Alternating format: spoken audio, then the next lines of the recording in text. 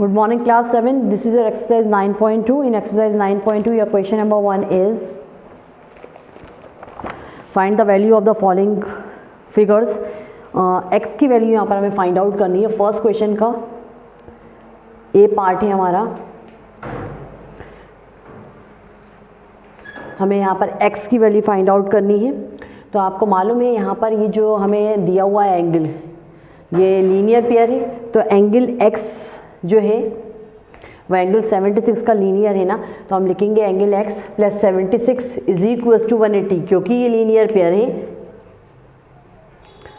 Linear pair तो x यही रहेगा. 180 में से हम माइनस कर देंगे 76. तो 10 minus 6 is 4 and this is 17. 17 minus 7 is 10. तो आपका आंसर आ जाएगा x is equals to 104 degree. So this is your question number 1 part A. इसके बाद हम मूव करेंगे नेक्स्ट पार्ट की तरफ. यहाँ भी आपको एंगल्स दिए हुए हैं, फाइंड आउट करना है. x minus 44. तो ये भी लीनियर पेयर है. ये पूरे क्वेश्चंस में हमें लीनियर पेयर ही दिया हुआ है. लीनियर पेयर शॉर्ट फॉर्म लिखूंगी मैं, और यहाँ x और x हो जाएंगे 2x minus 44 is equals to 180. फिर हम देखेंगे 2x 180 में से माइनस, ये माइनस का 44 इधर आके प्लस का 44 बन जाएगा. ऊपर देखिए इसके बाद 2x कितना हो जाएगा. दिस इज़ 4, 8 4 12 और 1 1 2. ठीक है, x यहीं रखेंगे. 2 2 4 को डिवाइड कर देंगे 2 से. 2 1 ज़ा 2, 2 1 ज़ा 2, 2 2 ज़ा 4. तो x इक्वल्स टू आपको मिल जाएगा 112 डिग्री. x की वैल्यू हमें 112 मिल जाएगी. इसके बाद हम मूव करेंगे सी पार्ट की तरफ. यहाँ पर भी आपको x की वैल्यू ही फाइंड आउट करनी है. पूरा क्वेश्चन x की वैल्यू फाइंड आउट करने के लिए आपको दिया हुआ है. x प्लस 2x प्लस 24 बराबर है 180 के. मेंशन कर देंगे लीनियर पेयर. यहाँ मैं लीनियर पेयर के लिए LP यूज़ कर रही हूँ, पूरा लीनियर पेयर नहीं लिख रही क्योंकि मैं लिखवा चुकी हूँ आपको. तो ये हो जाएंगे हमारे 3x प्लस 24 बराबर है 180 के. 3x यही रहेगा. 180 में से माइनस करेंगे 24. 3x 10 में से 4 जाएंगे, बचेंगे 6. जैसे 17 17 में से 2 जाएंगे तो बचेंगे 15. x यही रहेगा. 156 का डिवाइड कर देंगे 3 से. तो 3 1 ज़ा 3, 3 5 ज़ा 15, 3 2 ज़ा 6. तो x इज इक्वल्स टू आपको मिल जाएगा 52 डिग्री. x की वैल्यू आ जाएगी हमारी. इसके बाद हम मूव करेंगे नेक्स्ट क्वेश्चन की तरफ, which is question number D. D question में 59 डिग्री आपको दिया हुआ है.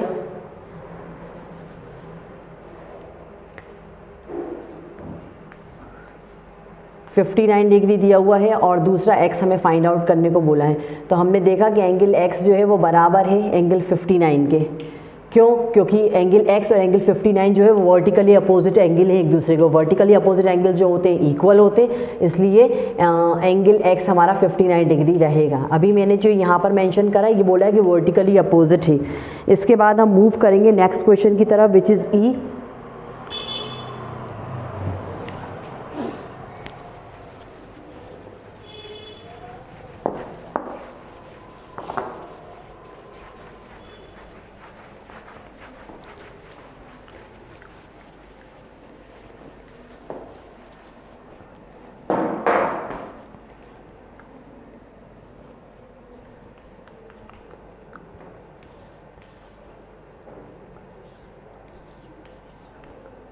ठीक, दिस इज 70 डिग्री. ये 70 डिग्री है और ये हमारा x है. तो हम यहाँ देख रहे हैं कि एंगल x जो है वो एंगल 70 का अल्टरनेट एंगल है. वन मोर थिंग, इंटीरियर भी है. तो ये पूरा अल्टरनेट इंटीरियर एंगल है. अल्टरनेट इंटीरियर एंगल्स जो होते हैं वो इक्वल होते हैं. जैसे वर्टिकली अपोजिट एंगल इक्वल होते हैं, इसी तरीके से अल्टरनेट इंटीरियर एंगल भी इक्वल होते हैं. अल्टरनेट एक्सटीरियर एंगल भी इक्वल होते हैं. ठीक है, तो हम यहाँ पर मेंशन करेंगे कि एंगल x जो है वो बराबर है 70 डिग्री के, बिकॉज अल्टरनेट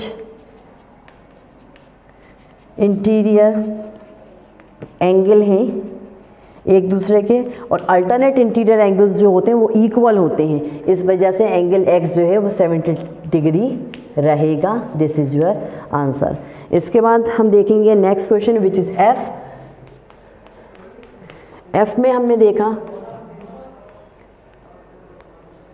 यहाँ x बन रहा है और यहाँ 105 बन रहा है. तो एंगल x जो है वो 105 का अल्टरनेट है, एक लाइन के अपर में एक लाइन के लोअर में, यहाँ भी अपर में एक लोअर में, मतलब एक अपर में एक लोअर में, तो अपर और लोअर में होते हैं, साथ ही साथ इंटीरियर में होते हैं तो अल्टरनेट इंटीरियर कहलाते हैं।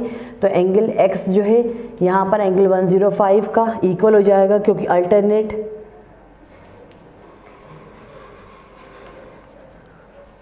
इंटीरियर एंगल है और अल्टरनेट इंटीरियर एंगल जो होते हैं वो इक्वल होते हैं, तो एंगल x भी हमारा 105 रहेगा। इसके बाद हम देखेंगे जी इक्वेशन को, EFG जी इक्वेशन। तो जी इक्वेशन में हमने देखा कि यहाँ पर एंगल्स बन रहा है, यहाँ पर x डिग्री बन रहा है, यहाँ पर 8x - 2 बन रहा है और यहाँ पर बन रहा है हमारा 4x। तो हम इन तीनों को ऐड कर लेंगे, 4x + 8x - 2 + x बराबर चल रहा है 180 के, क्योंकि ये एक पूरा का पूरा हमारा लीनियर पेयर बना रहा है। तो ये 8 और 4 12 हो जाएंगे, 12 और 1 13 हो जाएंगे, 13x - 2 बराबर चल रहा है 180 के। 13x अपनी जगह पे रहेगा, 180 में से 2 जाएंगे, हमारे पास बचेंगे 179। कितने बचेंगे हमारे पास? 179 हमारे पास बचेंगे। 179 को हम डिवाइड कर देंगे अब 13 से, 178, 13 x यहीं रखेंगे, 178 को 13 से लेंगे, 13 मतलब 13 आपके पास आ गए, 14 15 16 17 4, 14 15 16 14 15 16 17 4 आ गए। तो ये हमारा हो जाएगा 13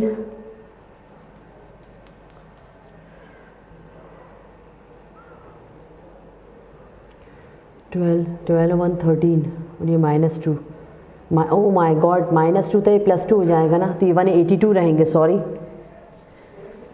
182 रहेंगे। 182 को डिवाइड करेंगे, 13 1 ज़ा 13, आपके पास यहाँ पर आ जाएंगे 5, तो 13 4 ज़ा होता है, 3 4 3 ज़ा 12, 1 4 1 ज़ा 4 5, तो यहाँ पर आ जाएंगे 13 4 ज़ा 52, तो x = हमारे पास आ जाएगा 14 डिग्री।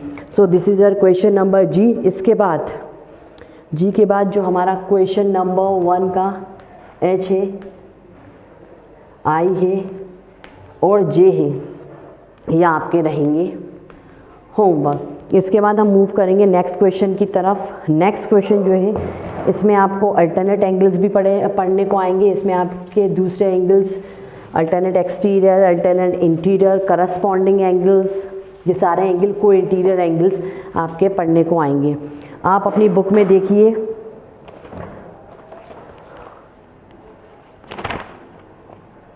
आपकी बुक में पेज नंबर 138, पेज नंबर 138 पे आपको बहुत से एंगल्स मिल जाएंगे, उनके बारे में डिटेल मिल जाएगी। यहाँ पर आपको ये फिगर है, इस फिगर से रिलेटेड यहाँ पर कुछ डेफिनेशन से जो इस फिगर से रिलेटेड है, मतलब इसके अंदर एक्सटीरियर एंगल्स होते क्या हैं, इंटीरियर एंगल्स क्या होते हैं, करस्पॉन्डिंग एंगल्स क्या होते हैं, अल्टरनेट इंटीरियर एंगल्स क्या होते हैं, अल्टरनेट एक्सटीरियर एंगल्स क्या होते हैं, को इंटीरियर एंगल्स क्या होते हैं, ये सभी एंगल्स के बारे में डिस्क्रिप्शन दिया है इन पेज नंबर 138। इसको लर्न करें, इसको समझें, क्योंकि इससे ही रिलेटेड ये क्वेश्चन है।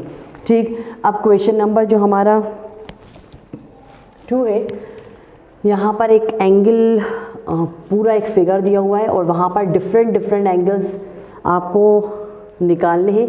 टोटल 8 एंगल आपको निकालने हैं।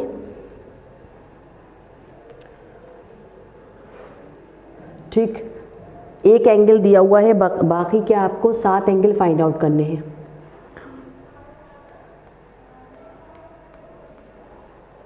6 7 8। तो लुक एट योर डायग्राम।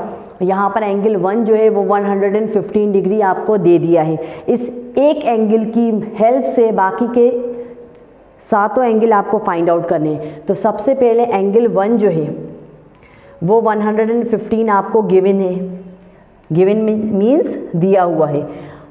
अब एंगल 1 जो है वो एंगल 3 का क्या है, वर्टिकली अपोजिट एंगल है, ये तो आपको मालूम है। तो एंगल 1 जो है वह एंगल 3 का वर्टिकली अपोजिट एंगल है। मैं शॉर्ट फॉर्म यूज़ कर रही हूँ, वर्टिकली अपोजिट एंगल।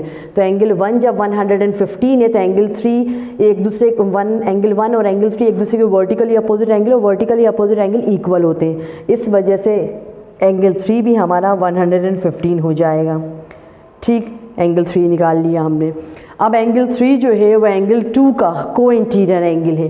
को इंटीरियर एंगल वो एंगल्स होते हैं जो एक ही साइड पर होते हैं, और को इंटीरियर एंगल का जो सम होता है वो 180 के बराबर होता है। मेंशन ज़रूर करेंगे कि यहाँ पर हम कौन सी प्रॉपर्टी लगा रहे हैं। को इंटीरियर एंगल की प्रॉपर्टी लगा रहे हैं, ब्रैकेट क्लोज, ठीक। अब एंगल 3 की वैल्यू क्या है, 115 है, प्लस एंगल 2 बराबर चल रहा है 180 के।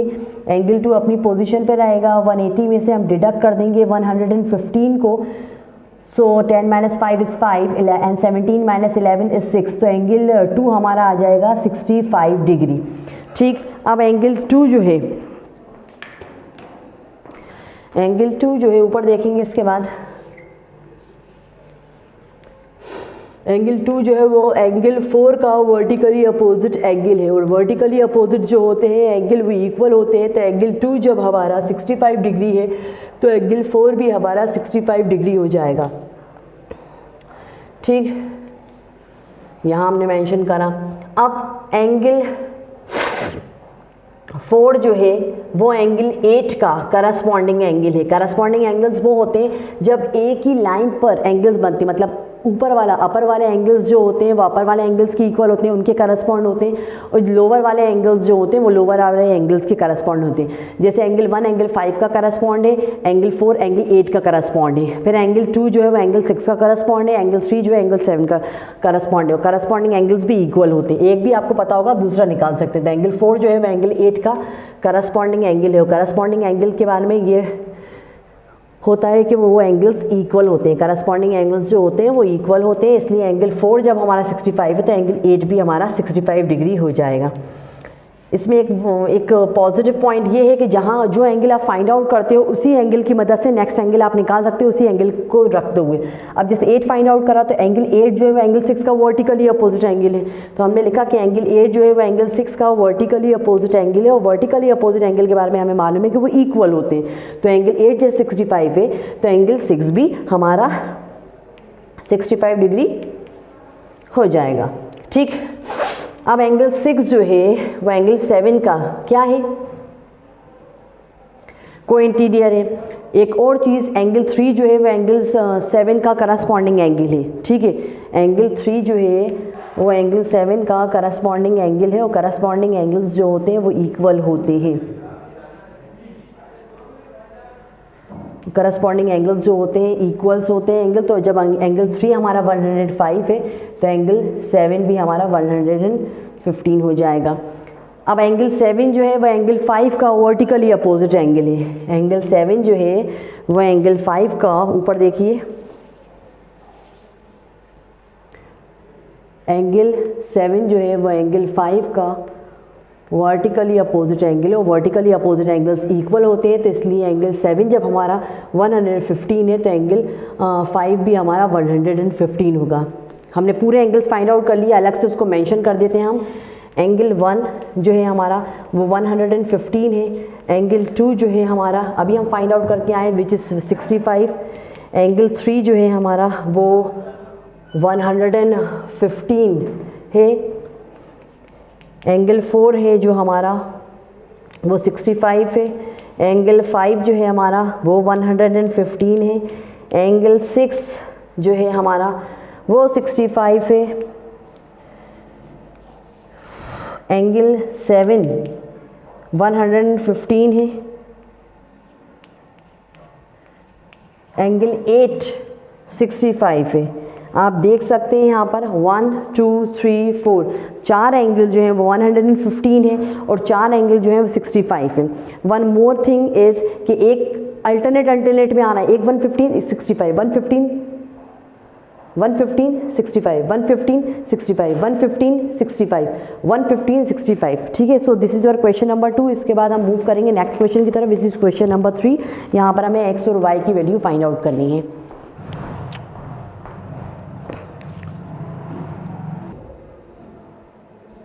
अब हम देखेंगे क्वेश्चन नंबर 3। इन क्वेश्चन नंबर 3 हम देखना है कि यहाँ पर एक्स और वाई की वैल्यू फाइंड आउट करनी है। थर्ड क्वेश्चन का ये देखेंगे कि एक डायग्राम है 75 डिग्री, फिर यहाँ पर x डिग्री, फिर यहाँ पर y डिग्री, फिर 65 डिग्री, ऐसे हमको फाइंड आउट करने को यहाँ पर बोला गया है। तो सबसे पहले हम देखेंगे यहाँ पर कि जो हमारा एंगल 65 है, यहाँ पर ये जो भी एंगल होगा उसको हम सबसे पहले तो ए मान लें कि 65 डिग्री जो है वह एंगल ए का क्या है। देखिए वो है लीनियर पेयर है। अगर यहाँ पर कोई एंगल आपको निकालना है तो उसको नाम दो, सबसे पहले तो नाम दे दिया। और ये एंगल इसका क्या है, लीनियर पेयर है ना, लीनियर पेयर है। तो हमने देखा कि एंगल ए यहीं रहेगा और 180 में से 65 हम माइनस कर देंगे तो एंगल ए आ जाएगा 10 में से 5 गए 5, ये हो जाएंगे 17, 17 में से 6 गए बचे 11, तो 115। तो यहाँ पर आ जाएगा हमारा 115। अब एंगल ए जो है, एंगल ए यहाँ पर मेंशन मैं इस वजह से कर रही हूँ कि जो एंगल यहाँ पर आएगा वो इसका करस्पॉन्डिंग एंगल होगा कि लाइन का ऊपर वाला एंगल ये है, यहाँ पर हमने एंगल ए मान लिया, ठीक है। इसको हम इस पॉइंट यहाँ पर ये जो एंगल बनता उसको हमने नाम दे दिया एंगल ए, ठीक है। इस वजह से नाम दिया क्योंकि इस एंगल की मदद से हम ये निकालेंगे, क्योंकि इन दोनों के बीच में एक रिलेशन लग रहा है, वो है करस्पॉन्डिंग एंगल का। तो लाइन का ऊपर वाला हिस्सा है एंगल ए और लाइन का ऊपर वाला हिस्सा है एंगल एक्स। ये 115 है तो ये भी 115 होगा बिकॉज करस्पॉन्डिंग एंगल है।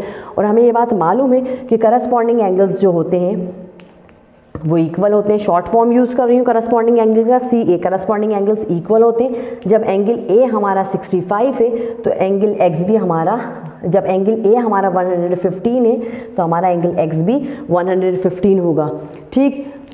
सेम थिंग यहाँ करेंगे। अब हम इसको, इस पॉइंट को नाम दे देते हैं बी। हमने लिखा कि एंगल वाई जो, सॉरी इधर नहीं, हम इसको यहाँ पर नाम दे देते हैं बी, ठीक है। हमने लिखा कि 75 डिग्री जो है इसको हम बी क्यों मान रहे हैं, क्योंकि ये इसके साथ रिलेशन ले रहा है, ठीक है ना। और हमें वाई फाइंड आउट करना है, इसलिए हमें इस पॉइंट को नाम देना है बी। जैसे हमने इसको पॉइंट नाम दिया था ए और इससे का रिलेशन बताया था, इसलिए इस पॉइंट को नाम देंगे बी और इससे इसका रिलेशन बताएंगे।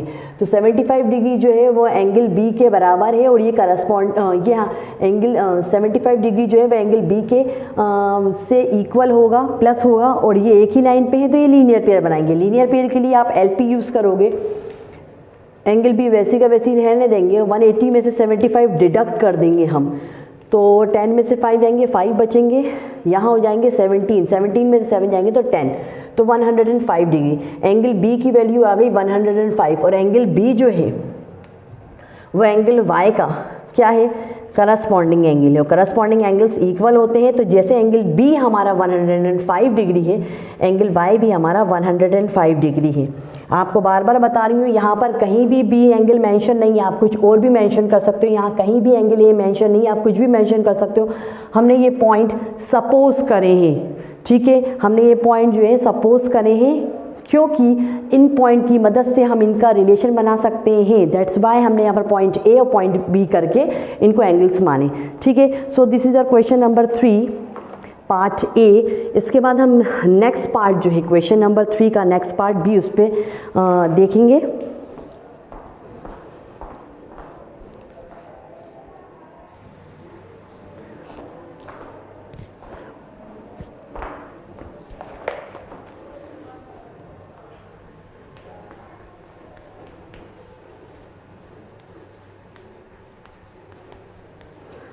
यहाँ पर हमें एंगल्स दिए हुए हैं, y this is x, this is 76 and this is 43 और यहाँ पर ये m है। तो आप देख रहे हैं कि x की वैल्यू निकाली है और y की वैल्यू निकाली है। हमने देखा कि लाइन के इस तरफ है और लाइन के इस तरफ है, लेकिन दोनों के दोनों हमारे अल्टरनेट इंटीरियर एंगल है। तो एंगल x जो है वो 76 डिग्री का क्या है, अल्टरनेट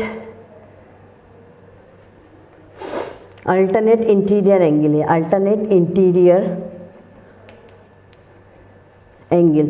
और हम ये जानते हैं कि अल्टरनेट इंटीरियर एंगल जो होते हैं हमारे वो इक्वल होते हैं, तो एंगल x भी हमारा 76 डिग्री हो जाएगा।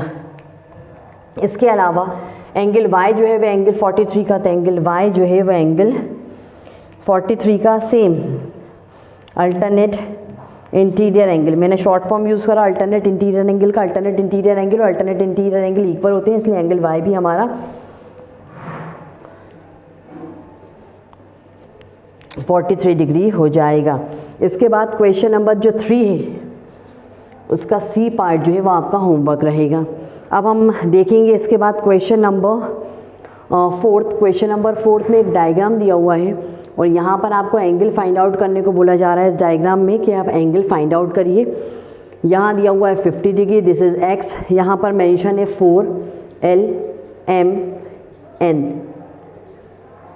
ठीक।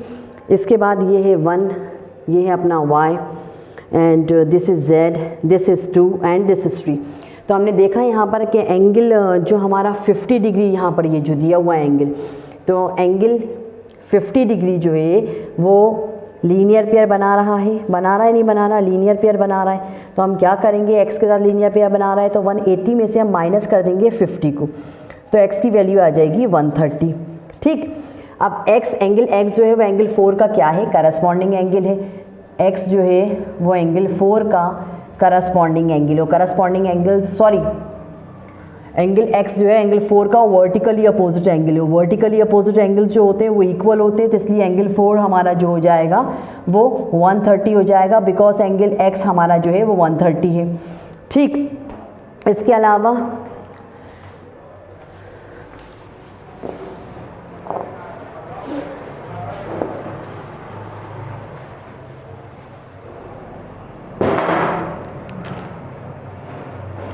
अलावा हमने देखा कि एंगल हमारा निकल चुका है x। अब एंगल x जो है मतलब x जो है वो y का क्या है, करस्पॉन्डिंग एंगल है और करस्पॉन्डिंग एंगल्स इक्वल होते हैं, ठीक है। तो एंगल x हमारा कितना आया है 130, तो एंगल y भी हमारा 130 हो जाएगा, क्योंकि करस्पॉन्डिंग एंगल्स जो होते हैं वो इक्वल होते हैं, ठीक।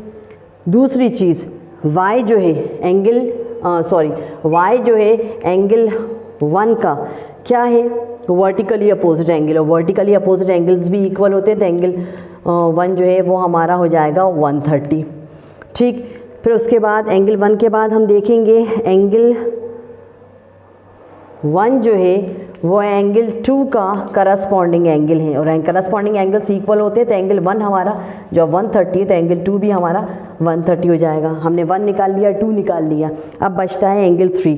तो एंगल 3 जो है वो एंगल 2 का वर्टिकली अपोजिट एंगल है, वर्टिकली अपोजिट एंगल्स जो होते हैं वो इक्वल होते हैं, तो एंगल 3 जब हमारा 130 है तो एंगल 2 जब 130 तो एंगल 3 भी हमारा 130 हो जाएगा, ठीक। हमने क्या क्या निकाल लिया, हमने 1 निकाल लिया, 2 निकाल लिया, 3 निकाल लिया, एंगल x निकाल लिया, एंगल y निकाल लिया, अब बचता है एंगल z। एंगल z के बारे में देखेंगे कि एंगल z जो है हमारा वो अपर एंगल है, तो हम यहाँ देख सकते हैं कि जो z है हमारा वो एंगल 50 से करस्पॉन्डिंग एंगल कर रहा है, करस्पॉन्डिंग एंगल्स इक्वल होते हैं, तो एंगल z भी हमारा 50 डिग्री हो जाएगा। तो हमने देखा एंगल x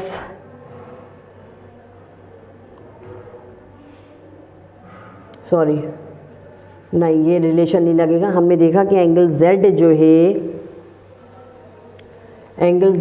है वह एंगल 3 से लीनियर पेयर बना रहा है, 180 डिग्री पे लीनियर पेयर बना रहा है, और लीनियर पेयर जो होते हैं इक्वल होते हैं। एंगल z वैसे ही रहने देंगे, हम z को वैसे ही रहने देंगे। एंगल 3 की वैल्यू कितनी है, एंगल 3 की वैल्यू है 130 इज इक्वल्स टू 180 लिखेंगे हम, और z ऐसी का ऐसी रहेगा, 180 में से 130 चले जाएंगे तो हमारे पास z की वैल्यू आ जाएगी जो 50 है, हर सूरत में 50 आ रहा है।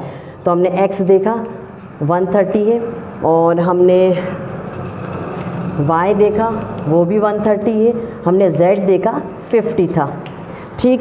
फिर हमने देखा एंगल 1, एंगल 2, एंगल 3 और एंगल 4, ये चारों के चारों एंगल हमारे 130 डिग्री हैं। सो this is your question number 4। इसके बाद हम मूव करेंगे नेक्स्ट क्वेश्चन की तरफ, विच इज़ क्वेश्चन नंबर 5।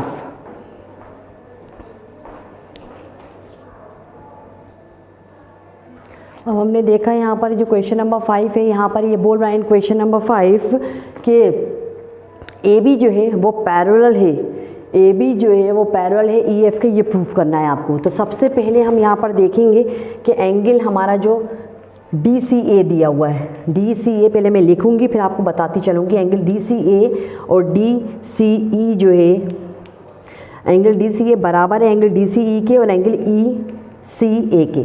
सबसे पहले देखिए angle D C A, look at my finger, D C A, ये पूरा डी सी ए कितना है, ये पूरा, मतलब इन दोनों को जोड़ो तब जाके आएगा हमारा। तो ये पूरा डी सी ए वो बराबर किसके है, डी सी ई के, डी सी ई, डी सी ई पे कितना एंगल बन रहा है 35 डिग्री, और ई सी ए पे कितना एंगल बन रहा है 22, मतलब ये एंगल ये पूरे एंगल के बराबर है। ठीक है, डी सी ए की वैल्यू हमें नहीं मालूम, बट डी सी ई की वैल्यू है 35 और डी ई सी ए की वैल्यू 22, जोड़ के क्या बन गए 57, 5 2 7 और 3 2 5, यानी कि एंगल डी सी ए जो है पूरा का पूरा वो 57 है। ठीक, दूसरी चीज़ एंगल डी सी ए जो है वो बराबर है एंगल बी ए सी के, है या नहीं, मतलब डी सी ए जो है वो बराबर है बी ए सी के, मतलब यहाँ पर जो एंगल बन रहा है इस जगह पे वो इसके बराबर है या नहीं है। देखिए इन दोनों को जोड़ना है तो 57 आ रहा है, और ये बी ए सी जो है हमारा बी ए सी वो भी 57 है। ठीक, तो ये जो हमारी है ये चीज़ हम लिख सकते हैं कि ए बी जो है वो सी डी के तो पैरेलल है। ये हमारी आ गई फर्स्ट स्टेप। फिर हमने देखा, ऊपर देखेंगे इसके बाद हमने देखा कि एंगल डी, अभी भी लिखूंगी मैं फिर बताऊंगी, डी सी ई जो है वो एंगल सी ई एफ के बराबर है। अब डी सी ए देखिए, डी सी ई जो है वो बराबर है सी ई एफ के, यानी कि ये चीज़ इसके बराबर है। तो हमने देखा कि ये डी सी ई जो है 35 है और सी ई एफ है 145, तो कितने होगा ये 5 और 5 10 1, ये होगा 8 और 1 180 होगा। ठीक है, यानी कि एंगल डी सी ई और एंगल सी ई एफ ये जो है ये को इंटीरियर है, आर को इंटीरियर एंगल, ये को इंटीरियर एंगल है। ठीक है, यानी कि सी डी जो है वो बराबर है ई एफ के। ये हमारी बन गई सेकेंड इक्वेशन। अब हम देखेंगे ए बी जो है वो सी डी के बराबर है। ठीक है, और सी डी जो है ई एफ के बराबर है। ठीक है, मतलब ए बी जो है इसके बराबर और ये इसके बराबर है, मतलब ये तीनों एक दूसरे के बराबर है। तो हम ये बहुत आसानी से लिख सकते हैं कि ए बी जो है वो ई एफ के बराबर है, क्योंकि ये ए बी जो है वो इसके बराबर और ये इसके बराबर, तीनों एक इक्वल होगा, मतलब दोनों चीज़ों में क्या चीज़ कॉमन आ रही है, वो सी डी है कॉमन। तो हम ये बहुत आसानी से लिख सकते हैं कि ए बी पैरेलल है ई एफ के। ये हमें प्रूफ करने को बोला था, तो हमने इस चीज़ को प्रूफ कर दिया, लिख देंगे हैंस प्रूफ। इसके बाद जो question number 6 7 8 9 and question 10 question जो है आपके ये होमवर्क रहेंगे। This is your last exercise of chapter number 9 for today. It is enough. I hope you understand very well. In next video we will start new chapter. Thank you.